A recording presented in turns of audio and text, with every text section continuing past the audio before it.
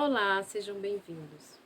Você sabia que sua atitude diante da vida pode mudar completamente a sua realidade? No vídeo de hoje, nós vamos falar sobre o capítulo 6, o capítulo 7 e o capítulo 8 do livro O Poder da Consciência, de Neville Goddard. O capítulo 7 fala sobre a atitude e o capítulo 8 fala sobre a renúncia. Mas antes, deixa eu me apresentar. Eu me chamo Karina Selle e ajudo você a despertar a consciência e equilibrar a sua energia. Peço que vocês se inscrevam e curtam o vídeo para que mais pessoas tenham acesso a esse conteúdo. Vamos para o vídeo. Bom, o que é essa atitude que Neville fala no capítulo 7? No capítulo anterior, nós falamos sobre a atenção. A gente tem que manter a nossa atenção naquilo que a gente quer. Nesse capítulo, Neville fala sobre a atitude mental. O que é essa atitude mental? Ele diz lá que é a soma de tudo aquilo que você acredita como verdade sobre si mesmo e sobre os outros. Que essa atitude não deve ser apenas um pensamento passageiro, mas que você deve adquirir uma postura interior e um clima psicológico interno e viver constantemente nesse clima psicológico. Então vamos ler agora a página 37. No capítulo 7, ele fala o seguinte: suas concepções determinam não só o que você vê, mas também aquilo que você faz, pois elas controlam todos os seus movimentos, conscientes e subconscientes, a fim de que elas sejam realidades. Então, o que ele está dizendo aí? Que as suas concepções, o que você acredita sobre si mesmo e sobre o outro, é o que você cria como realidade no seu mundo físico. Que concepções são essas? Suas crenças, seus pensamentos, suas atitudes são movidos através dessas crenças que estão lá no subconsciente e estão de forma automática manifestando na sua realidade.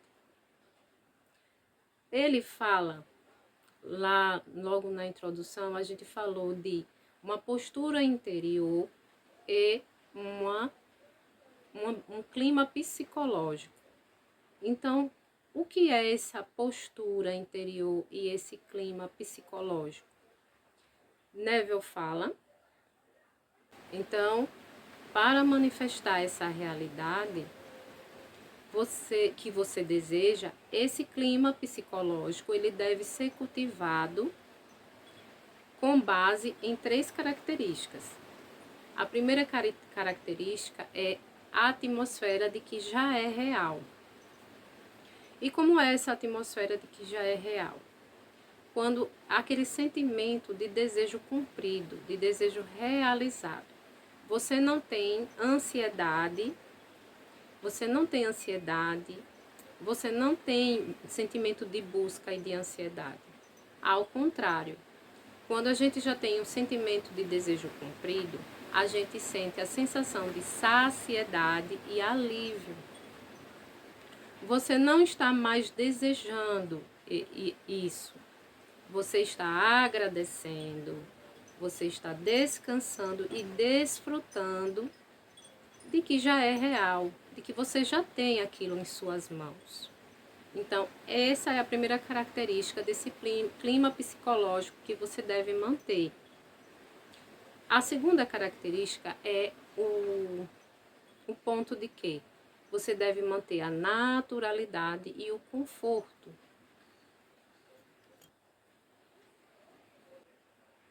O sentimento de naturalidade e conforto é a segunda característica para manter esse clima psicológico. E o que é isso? Um erro comum é tentar forçar um clima de euforia e excitação constante. Acha que porque a alegria é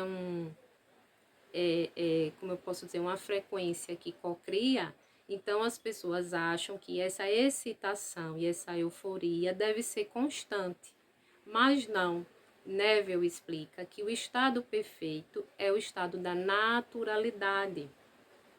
Então, quando algo já faz parte da sua vida, então, quando esse desejo já fizer parte da sua vida, como é que você vai se sentir?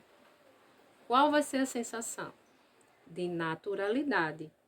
É isso que Neville explica lá. Por exemplo, eu já falei para vocês que eu tinha um sonho de ter um sítio, né? Então, quando eu vendi a minha casa, eu fui embora para o sítio do meu sogro.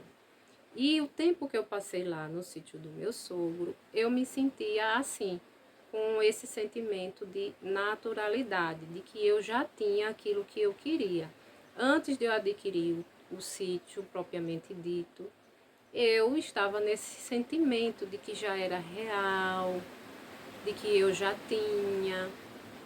Aí as pessoas me perguntavam: e quando é que você vai para o seu sítio, Karina? Aí eu dizia: a gosto de Deus.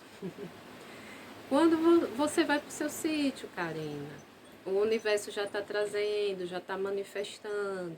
E ia levando a minha vida normal, sem me preocupar, sem me dar conta de falta, porque eu não tinha falta, eu já tinha certeza que estava dentro de mim. Eu entrei na ação, ao sair da minha casa, ao vender a minha casa e sair da minha casa e ir para um outro lugar, eu mostrei ao universo que eu estava confiando, que essa questão também foi muito importante, a questão da confiança, de acreditar que você, de acreditar no desconhecido. Então, eu saí da minha casa, eu vendi os móveis, vendi muita coisa e entrei mesmo no desconhecido. Fui morar em outro lugar e permaneci firme. Então, daí a importância de você manter a sensação de naturalidade. Não é de excitação e euforia, mas sim de naturalidade. E o terceiro ponto é a reação interna automática. E o que é essa reação interna automática? O seu clima psicológico é medido pela forma como você reage mentalmente às situações do seu dia a dia. Então, quando houver algum obstáculo no seu dia a dia, você tem que se manter firme, com uma fé inabalável. Em vez de você reagir com dúvida, medo, né, preocupação, você reage como se tudo já estivesse resolvido, né? E adquirindo uma postura de soberania. Aí nós vamos entrar num ponto interessante. Vamos lá, a gente viu as 3 características do clima psicológico onde a gente deve habitar para criar a nossa realidade. Quais são esses 3 pontos? Vamos lá. Atmosfera.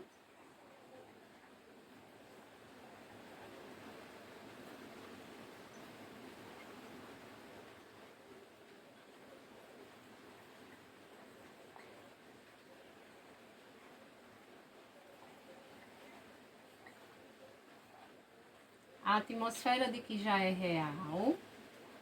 O segundo ponto, sentimento de naturalidade.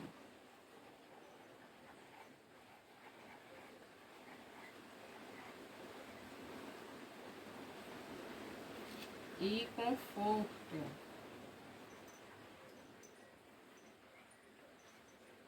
E 3, reação interna automática.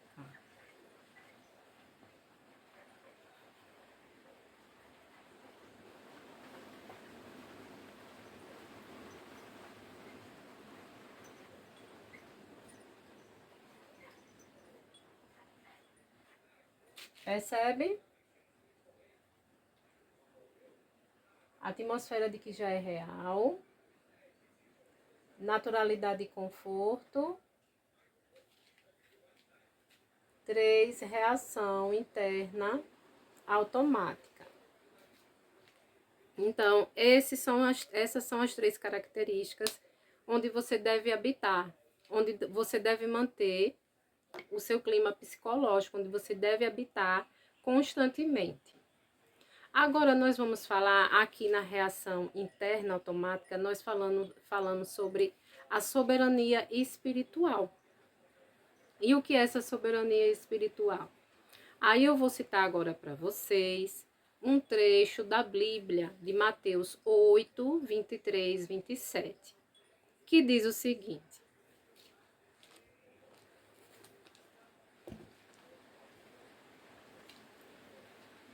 Jesus acalma uma tempestade. Jesus entrou no barco e seus discípulos o seguiram. E eis que levantou-se no mar uma grande tempestade, de modo que as ondas cobriram o barco. Jesus, porém, estava dormindo, mas os seus discípulos foram acordá-lo, dizendo: Senhor, salva-nos, estamos perecendo. Então Jesus perguntou: Por que vocês são tão medrosos? Por que vocês são tão medrosos, homens de pequena fé? E levantando-se, repreendeu os ventos e o mar, e tudo ficou bem calmo. E aqueles homens ficaram admirados, dizendo: Quem é este que até os ventos e o mar lhe obedecem? Então vocês vejam que a soberania espiritual que está colocada aí é o momento que Jesus dorme. Os discípulos ficam inquietos, preocupados, alguns com medo, por causa daquela tempestade, daqueles ventos fortes, daquelas ondas descendo sobre o barco, e Jesus dormia. Então, mostra aí a soberania espiritual de Jesus. Ele se recusou a ver aquele ambiente alheio. Ele simplesmente confiou em quem estava dentro dele, a centelha divina. Ele mostrou também que, como a substância original, neutra, pura, ela molda a nossa realidade. Então, quando ele disse assim, acalme-se, né? Ele diz assim, aquieta-te, e tudo ficou calmo. Então, ele confiou em quem estava dentro dele, na centelha divina dele. Ele confiou que aquele vento, aquela tempestade ia passar e que ele não precisava se preocupar. Ele via que aquela tempestade, o que estava fora, era a matéria, que ele não tinha o poder de mudar aquela situação do lado de fora, mas que estava dentro dele, que ele só podia mudar dentro dele. Então ele confiou e tudo se acalmou. E qual foi a reação dos discípulos? Eles, muito apegados à matéria, não conseguiam enxergar que eles podiam mudar, mas dentro deles e não fora deles. Então aí mostra a atitude de Jesus, mostra a questão da soberania espiritual, o controle interno automático, a sensação de naturalidade e conforto. Jesus habitava o tempo todo, no clima psicológico que ele queria realizar, no sonho que ele queria realizar, nas coisas que ele queria manifestar, e não no que estava fora. Então, daí a questão da soberania espiritual, né? Espero que vocês tenham compreendido essa analogia, né, da soberania espiritual, do clima psicológico que eu quero passar para vocês e do exemplo que eu dei de Jesus na tempestade da Galileia. E aí daí então, mais para frente, no capítulo 7, ele fala da ilusão das causas externas, né? Que as respostas para tudo não está em sorte, não está nas circunstâncias da vida, não está fora. está dentro de nós. A gente precisa mudar o que está dentro, o arranjo da mente, né? Focar no que a gente quer, né? E não no que está fora. Então, tudo que se manifesta fora é um reflexo daquilo que está dentro de você. Lembra do espelho? Que o espelho reflete aquilo que está dentro. Não é verdade? Então, o que foi esse capítulo 7, né? O que deu para entender desse capítulo 7? Que para manifestar a sua realidade, você precisa adquirir a atitude mental daquilo que você deseja. Através de quê, Karina? Do sentimento, do posicionamento interior e do clima psicológico que você deve habitar o tempo todo. Ainda no capítulo 7, ele fala da importância da persistência. Ele conta a história da funcionária e do seu chefe, né? E ele fala lá o seguinte, na página 42.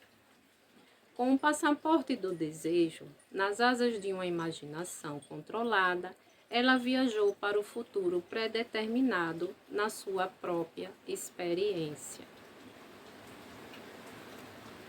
A história que ele conta no livro é que o chefe dela perseguia muito ela, sempre criticando ela, nada do que ela fazia estava bom, e ela foi contar isso a Neville Goddard.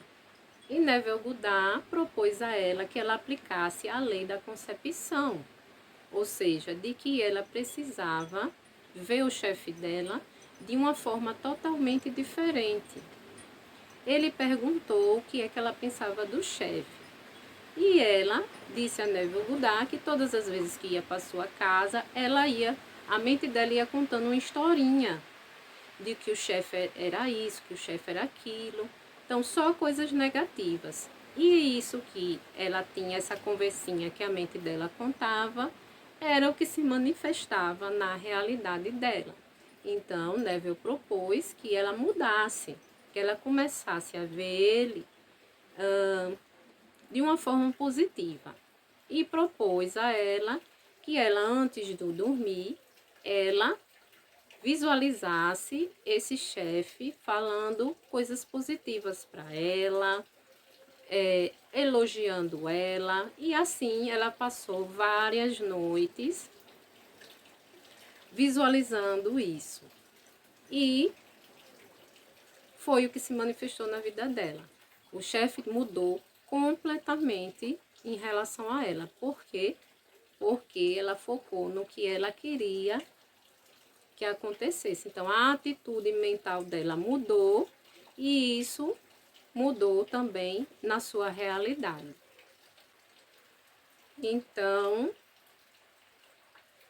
daí a importância de você manter a atitude mental naquilo que você quer. Agora vamos para o capítulo 8. Bom, então no capítulo 8, nós vamos falar sobre a renúncia. Então, o que é essa renúncia? Lá no capítulo 8, na página 44, diz o seguinte: não resistai ao mal. Se alguém lhe bater com um tapa em uma face direita, ofereça-lhe também a esquerda. O que ele quer dizer com isso? Que não adianta você resistir ao mal. Você tem que renunciar. O que é renunciar? É tirar o foco do mal, né? Tirar o foco da situação que está lhe incomodando. Porque lembra, aquilo que a gente foca expande, aquilo que a gente ignora some. Então a gente precisa tirar o foco do mal. Então quando ele diz assim: não resistai ao mal. Se alguém lhe bater com uma face, lhe ofereça a outra. Então, quando eu ofereço a outra, é não focar mais naquilo, é ignorar, né? É ignorar aquela situação, para que aquela energia ela se dissolva, para que aquilo suma da sua vida. Então, o capítulo renúncia, a verdadeira renúncia é isso aí. É você tirar o foco das suas limitações atual. Para que você manifeste a sua nova realidade, você precisa tirar o foco do seu velho eu, do seu antigo eu, da sua antiga identidade. Esquecer, tirar a sua consciência da sua antiga identidade e focar agora numa nova. Qual é a nova? Aquilo que você quer manifestar. Se você tinha as suas limitações na escassez, na falta, o que você quer manifestar? A abundância. Então, foca na abundância, em tudo que é abundante. Porque se você focar na escassez, isso aí vai continuar crescendo, você vai continuar reagindo a isso, e isso vai continuar se manifestando na sua vida. Mas quando você foca na abundância, então aí tudo começa a melhorar. E você tem que manter esse foco, essa atitude, esse clima psicológico na abundância, naquilo que você quer. Na página 44, Neville diz o seguinte: dá beleza às cinzas, alegria ao luto, vestes de louvor ao espírito abatido, para que eles sejam chamados de árvores do Altíssimo, a plantação do Senhor, para que ele seja glorificado. Isaías 61, versículo 3. O que ele quer dizer com isso? Que durante a manifestação dos seus sonhos, durante a caminhada da sua nova realidade, você precisa manter a beleza das cinzas. Você precisa manter a beleza. Mesmo você não vendo ainda, você precisa se manter alegre, confiante. Ele fala o seguinte: você dá beleza às cinzas quando você concentra a sua atenção nas coisas como você gostaria que elas fossem, em vez da maneira como elas são. Você dá alegria ao luto quando você mantém sua atitude alegre. Então, atitude alegre, mesmo no luto. O que é que ele quer dizer com isso? Que você tem que manter, mesmo que você não veja ainda o seu sonho materializado, mas você tem que se manter alegre, confiante, na certeza. Outra passagem que eu achei bonita também é essa aqui.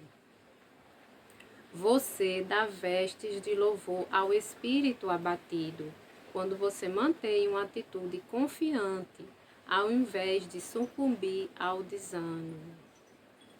Então, quantas vezes a gente não vê aquilo que a gente quer nas nossas mãos e quer bater aquele desânimo, na verdade.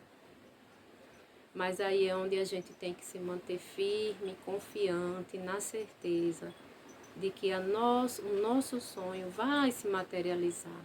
Que é só se manter firme, manter a postura interior, habitar no clima psicológico e renunciar ao que não quer, focar apenas no que você quer. Aí Neville diz o seguinte, nesta passagem, a Bíblia usa a palavra árvore como sinônimo para o homem. Você se torna uma árvore do Altíssimo quando seus estados mentais se elevam e se tornam fixos, enraizados em sua consciência. Você se torna uma plantação do Senhor. Quando todos os seus pensamentos são verdadeiros, Ele é o Eu Sou, descrito no capítulo 1. Ele é o Eu Sou glorificado.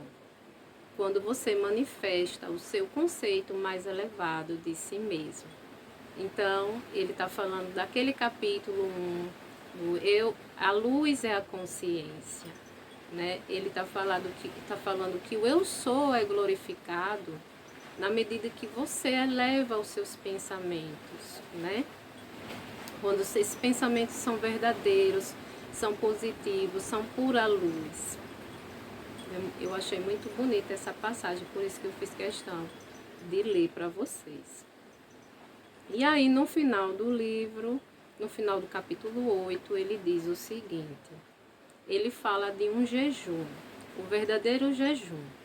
Neville faz uma interpretação metafísica da Bíblia explicando o real significado do jejum. E ele diz o seguinte, que o verdadeiro jejum não é ficar sem comida literalmente, mas abster-se de pensamentos negativos, de má notícias, de tudo aquilo que não seja positivo e que eleve você. Então, esse é o verdadeiro jejum. E no fim ele diz o seguinte, na página 47 ele fala o seguinte: pense verdadeiramente e que teus pensamentos sejam alimentos para a fome do mundo. Fale verdadeiramente e que cada palavra tua seja uma semente que dê fruto.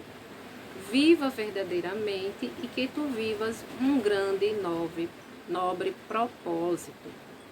Então, o que ele quer dizer com essas palavras? Pense verdadeiramente, para você pensar positivo, habitar nesse estado de pensamentos positivos em relação a você, em relação ao outro, para você falar positivo, falar coisas boas, coisas agradáveis, tanto de você como do outro, e para que você viva um propósito, que o seu estado interno seja para aquele verdadeiro propósito, aquele verdadeiro sonho que tanto você quer manifestar. Então, conclusão do capítulo 7 e do capítulo 8.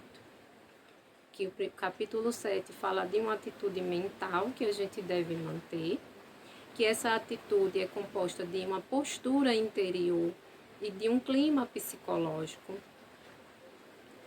que a gente tem que manter o sentimento de que já é real, de naturalidade e conforto, reação interna automática. Todas essas 3 características faz parte do clima psicológico que a gente deve manter para realizar nossos sonhos, né?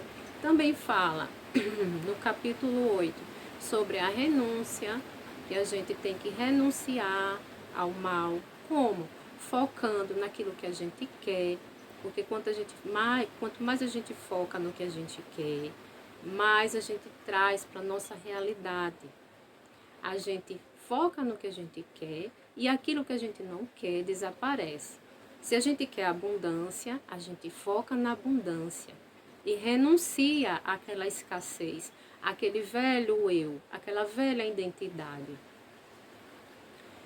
Também fala, no capítulo 8 ainda, sobre nosso jejum, né, que a gente tem que procurar jejuar, não o jejum físico do alimento, mas procurar falar palavras positivas, estar em meio a coisas positivas, evitar o negativo.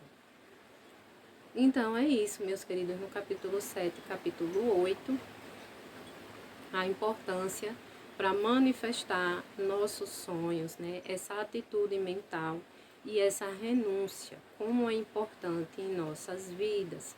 Também falei da soberania espiritual, usei o exemplo de Jesus na tempestade da Galileia, falei a importância de manter essa soberania espiritual durante a manifestação dos nossos sonhos, do tempo, né, da gestação desse sonho. A gente precisa manter esse sentimento de soberania espiritual, esse controle interno, né, do que a gente quer, essa certeza tem que ser forte. E é isso. Então, quero falar para vocês sobre o meu grupo de WhatsApp que eu criei para que vocês possam pegar exercícios que eu criar. Então, o link do WhatsApp eu vou deixar na descrição do vídeo. Nesse grupo de WhatsApp sempre vai ter exercícios que eu vou colocar lá. Uma vez na semana eu vou colocar conteúdo para vocês. E também para divulgar o meu e-book do Ho'oponopono, que é baseado em todas as aulas do Ho'oponopono que eu dei para vocês. e também com um diferencial, um método para ajudar vocês a limpar as crenças limitantes. Então, esse e-book ele vai ter uma condição especial. Então, quem tiver interesse, tanto para pegar os exercícios como para poder adquirir o e-book, pode entrar no grupo do WhatsApp.